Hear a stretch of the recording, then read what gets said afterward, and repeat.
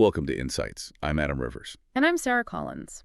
In this episode, we'll reflect carefully on the Quran, verse by verse, focusing on wording, context, and coherence. Yeah, it's going to be an intense one today. It really is. I mean, just to give a quick overview of insights for you listening, this show is really a journey where we try to extract profound wisdom and, just make it deeply accessible. Right. And if you remember in our last episode, we explored this ultimate cosmic challenge, the call to humanity to produce just one surah like those found in Revelation, testing the very boundaries of human capability and its divine origin. Exactly. And today we are looking closely at Surah Al-Baqarah, verse 24. So the English translation reads, "But if you do not, and you will never be able to, then fear the fire whose fuel is men and stones, prepared for the disbelievers." Wow. Yeah. So my opening question for you, and really for everyone listening, is what happens when an undeniable challenge is laid before you and you suddenly realize you have absolutely no answer? Oh, man, that's a heavy question. It is, right. And Yeah. to genuinely grasp the staggering weight of this moment, you really have to look at the perfect architectural placement of this verse. It directly follows that monumental challenge we just talked about, producing a similar surah. The revelation brilliantly shifts the landscape from an open intellectual test to the harsh, immovable result of failing that test. It's like the tone just instantly pivots. Totally. It proves the structure of the Qur'an is just flawless. I mean, first it defines revelation itself, right? Yeah. Then it categorizes human responses, issues a universal call to worship, provides the cosmic proofs. Right, the earth and the sky. Exactly. And then it sets the challenge. Only after all of that is established, only then does it issue a severe warning. I mean, that sequence is completely essential because it removes any claim of unfairness. Yeah. It's kind of like, imagine you're sitting in a high-stakes courtroom. The defense has spent weeks arguing, spinning these complex theories, casting long shadows of doubt over the facts. And then the judge looks down and simply asks them to produce a single piece of tangible evidence to support their narrative. Right, just one piece. Yeah, and the room goes dead silent. They have absolutely nothing. At that exact moment, the environment instantly shifts. It's no longer a theoretical debate about possibilities. The verdict is dropping. The reality of the situation just crashes down on everyone. That's a great way to put it. But how does the specific phrasing used here actually move this doubt from, a comfortable internal feeling into an undeniable external reality? Well, think about it like this. Can a feeling of doubt survive when it's forcibly dragged into the harsh light of action? Oh, I see where you're going. The phrase, "if you do not do," is incredibly precise. It abruptly moves the conversation from doubt, which is this fluid, subjective state of mind where your ego can safely hide. Right, where you can just say, well, I'm just asking questions. Exactly. It moves it from there into a definitive physical reality. When you're asked to act and you display a complete, paralyzed inability to do so, your entire intellectual argument just collapses. Wow. The revelation doesn't allow you to keep your skepticism as a vague psychological comfort zone. It demands a tangible test, and your failure to act becomes the absolute proof against you. That entirely changes the dynamic of skepticism. I mean, we often treat doubt as this noble intellectual high ground. Absolutely. But here, the revelation is just pulling the rug out from under that assumption. If your doubt cannot produce evidence, it isn't a philosophy, it's just a refusal. Right. But let's look closer at the wording for a second. Why is the emphasis placed entirely on the act of doing rather than the act of debating or arguing? Well, what happens when the loudest person in the room is suddenly handed the tools to build what they're critiquing? They usually freeze up. Exactly. Notice the striking precision of the Arabic word used here, do, or tafalu. The Quran deliberately avoids saying, "if you do not say," or "if you do not claim," or "if you do not argue." When you're placed in the ultimate arena of divine proof, the sheer volume of your verbal arguments is entirely irrelevant. You can weave the most intricate, eloquent objections imaginable, but rhetoric cannot substitute for reality. The demand is strictly tied to action. Wait, so are you telling me that Revelation is essentially stating that all their centuries of philosophical debates, their masterful poetry, and their endless talking amount to absolutely nothing if there's no tangible proof behind it? Exactly. It amounts to zero. The end of the previous verse explicitly set truthfulness as the ultimate uncompromising scale. Right. Doubt is a remarkably tricky psychological mechanism. Yeah. It thrives in the shadows of maybe and perhaps. Yeah. It acts as a highly convenient shield that people use to purposefully evade commitment. Yeah, it's an escape hatch. Exactly, an escape hatch. Yeah. By focusing entirely on the failure to do, Revelation exposes a devastating reality. The doubt they harbored wasn't an honest intellectual pursuit of truth at all. It was merely a defensive excuse designed to avoid submitting to a truth they fundamentally could not defeat. You see this exact dynamic in human behavior all the time, even in mundane scenarios. Oh, for sure. Think of someone procrastinating on a massive, life-altering task. They keep telling themselves, I'll do it eventually. I'll magically acquire the skills next year, or maybe the circumstances will perfectly align down the road. Right, the someday illusion. Exactly. We always leave a tiny back door open for future potential, like a little sliver of hope that we might succeed later. It's how we protect our egos from the sting of immediate failure. So, how does this verse handle that very natural human instinct to delay, procrastinate, and hope for a better tomorrow? Well, what if the deadline isn't just tomorrow, but eternity? Oh, wow. The Revelation delivers a truly devastating phrase, and you will never do, or walan tafalu. It systematically and permanently blocks absolutely all avenues of escape, delay, or comforting illusion. It just shuts the door. Completely. It doesn't just judge your current temporary inability, it permanently seals the future. Yeah. This isn't a human competitor merely guessing at what might happen next week. This statement is spoken from the absolute ultimate authority of the Creator, who intimately knows the precise limits of human capacity. Hold on, let me make sure I'm fully comprehending the scale of this. Is this explicitly shutting down the potential of every single future genius, every technological advancement, or any advanced civilization from ever meeting the challenge until the end of time? Yes, and that is precisely what makes the phrasing so magnificent. This single, uncompromising phrase elevates the challenge far beyond a specific, isolated historical moment in the 7th century desert. That's incredible. It permanently ties human inability to the very nature of the Quran itself.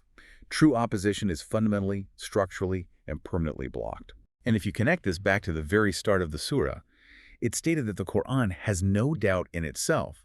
When human doubt desperately enters the arena of proof and is shattered by this eternal limitation, that doubt transforms. It's no longer an innocent inquiry. It becomes a deliberate, arrogant, moral failing. That is a colossal shift in perspective. If the proof is fundamentally settled and human inability is guaranteed for all of eternity, you would naturally expect the next logical step to simply be a calm, rational call to believe. You would think so, yeah. Right. It would make complete sense to say, you failed the test, the evidence is clear, so now you must acknowledge the truth. But the revelation doesn't do that at all. It jumps straight into a terrifying, visceral warning. It really does. I have to push back here a bit. For a modern listener, jumping straight from failing a literary challenge to the threat of an eternal fire sounds disproportionate, almost overly hostile. Why does it take such a sharp, sudden turn into describing a severe consequence instead of just asking them to rationally submit? Well, think about it this way. If you saw someone stepping blindly off a steep, jagged cliff, would you calmly ask them to pull out a textbook and study the physics of gravity? Or would you scream at them to jump back? Okay, point taken. You'd scream. Right. The command, then fear the fire, is a sudden, violent jolt of reality. Revelation does not treat you as a passive student sitting safely in a sterilized classroom, pondering a theoretical debate. Because the stakes are too high? Exactly. It treats you as a highly vulnerable being standing precisely on the precipice of an eternal destiny. The proof has been irrefutably established, so now the immediate, lethal danger of ignoring that proof must be addressed before it is too late. That actually makes perfect sense when you frame it around the concept of immediate danger. It's exactly like ignoring a blaring, deafening fire alarm in an office building while stubbornly sitting at your desk arguing with an engineer about how the electrical wiring was installed. That's a perfect analogy. The time for academic debate is entirely over. The building is burning and you need to move. And this brings us right back to the beautiful call in verse 21, where humanity is asked to worship their creator to attain taqwa, that profound state of piety, mindfulness, and protection. Yes, exactly. It suddenly hits you that fearing this fire is actually the most immediate, urgent, and practical face of taqwa. It's not just abstract piety, it is survival in its rawest form. But the language used to describe this survival is incredibly specific. Why focus so heavily on the element of fire? What is the most universally understood language of pain? Fire, definitely. The precision continues with the specific choice of the word fire. The verse doesn't use abstract philosophical concepts like divine wrath or spiritual disconnection, even though those are entirely true. Yeah, those are too intellectual. Exactly. Yeah. It chooses the most visceral, terrifying, and universally instantly understood image of agony present in the human mind. Fire is immediate. But what's truly fascinating is the stark contrast this creates with the hypocrite described back in verse 17. Oh, the one who kindled a fire. Yes, the one who desperately kindled a fire, merely to get a little bit of temporary light in the darkness. Wait, are you saying they were obsessively playing with tiny, insignificant sparks of worldly benefit, completely and utterly oblivious to an enormous, all-consuming inferno waiting for them just out of sight? That is exactly the profound, tragic irony Revelation is highlighting here. There is a deep linguistic and thematic connection between the word for kindling used earlier, stoquata, and the word used here for fuel, waqwed. Wow. It brilliantly exposes the ultimate, staggering disproportion between humanity's petty, self-serving, short-sighted calculations and the monumental, crushing reality of divine judgment. That is so humbling. You arrogantly think you're cleverly controlling a tiny flame for your own temporary convenience while completely ignoring the cosmic blaze you are actively walking right into. That contrast is deeply unsettling because it targets our illusion of control. We spend our entire lives trying to manage our little sparks, you know? Our careers, our reputations, our argument thinking, we're masters of our environment. Mhm. But when we talk about this specific fire mentioned in the verse, how exactly is it being described? We all have a conceptual understanding of a burning building or a campfire, but the language used here feels entirely unearthly.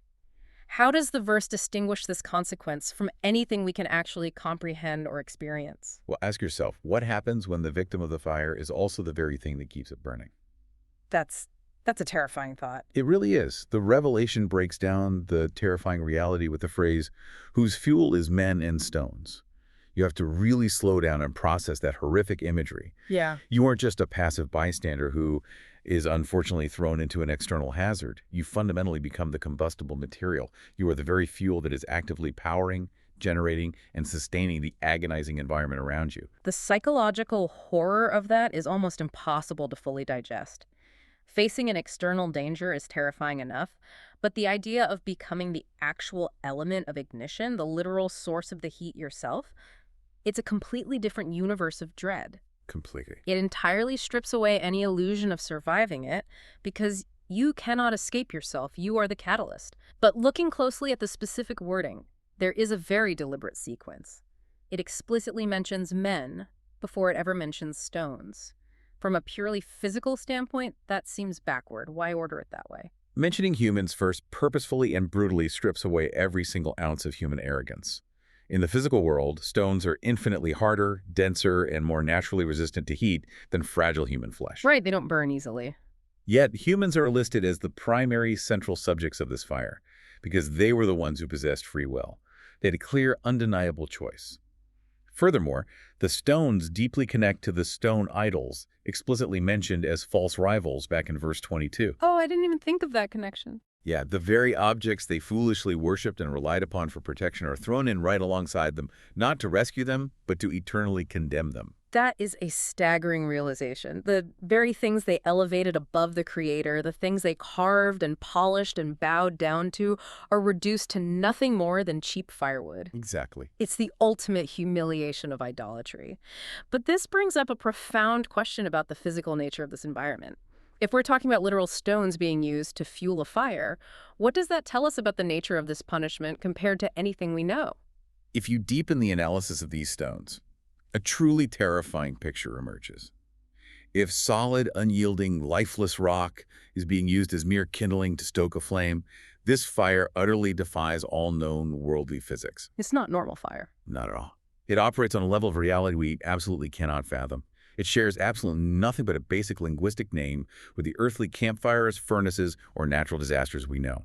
It is a completely different, transcendent existential entity. Wait, if stones are acting like dry leaves catching sparks, what does that practically say about the sheer unearthly intensity of the heat and the environment being described here? It highlights an unimaginable crushing severity. It points directly to the massive, terrifying existential gap between a frail human arrogantly trying to control a small, earthly flame for their own temporary use, and that exact same human suddenly becoming the helpless wood for a cosmic, unquenchable blade. It's beyond scale. The heat required to ignite stone is beyond human measurement. It is the ultimate final warning against the sheer arrogance of thinking you can outsmart, outlast, or ignore the overarching reality of your creator. It entirely shatters that fragile illusion of control. It makes you realize how utterly vulnerable we are when stripped of our worldly comforts and our physical laws. This brings up a critical question about the timeline of this warning, though. When people hear about a terrifying consequence like this, the immediate psychological defense mechanism is to push it far away into the distant abstract future. We like to think of it as a vague, theoretical possibility that might be constructed one day, far off in the distance. How does the verse address this natural human tendency to delay the reality of punishment? Well, how does your daily behavior instantly change when you know a deadly trap isn't just being planned on a distant blueprint, but is already fully set, triggered, and waiting in the room with you? It changes everything. You panic. Right. The revelation uses the word prepared, which is udat in Arabic, specifically in the past tense. This fire is not a vague, distant future possibility being built later. It is a fully realized, existing entity right now in the unseen. Wow. The deliberate use of the passive voice entirely focuses your mind on the terrifying, immediate readiness of the consequence. That grammatical choice is brilliant. Let me break that down and make sure I grasp the mechanics of it. If someone says, I am building a trap, your brain focuses on the process and you feel like you have time to escape while they are building it. Right. You think you have a buffer. Exactly. But if they say the trap is prepared, the actor is removed, the process is over, and your brain instantly panics because the danger is the only thing left in the room. The passive voice makes the threat absolute and immediate. It forces you to look around and realize the danger is already here. But who exactly is this trap prepared for? Does the verse generalize the punishment, or is it specific? The precision of the revelation continues here, as it explicitly states this fire is prepared for the disbelievers. It deliberately does not say it is prepared for the doubters, nor does it say it is prepared for mankind in general.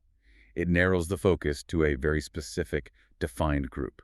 Okay, that's a key detail. It is. There's a vital theological and psychological distinction being made here regarding the nature of human choices, the limits of innocent doubt, and the strict boundaries of divine justice. That distinction is incredibly important because it changes the entire tone of the warning. Think of it like a patient who receives a terminal diagnosis. They go to a brilliant specialist who shows them the undeniable MRI scan, patiently walks them through every logical medical step, and proves the illness is real beyond any shadow of a doubt. The patient sees the absolute truth of it. But out of sheer pride, fear, or a desire to maintain their current lifestyle, they delete the file from the doctor's computer and walk out of the hospital claiming they are fine. At that point, they aren't confused anymore. They are actively concealing the truth. How exactly does the verse map this evolution from simple, innocent doubt into active, destructive disbelief? That's exactly it. Staying in a state of rejection after the definitive proof has been clearly established is no longer innocent doubt. It officially becomes kufr, which linguistically means intentionally concealing or covering up the truth. So it's an active cover-up. Yes, an active, deliberate cover-up.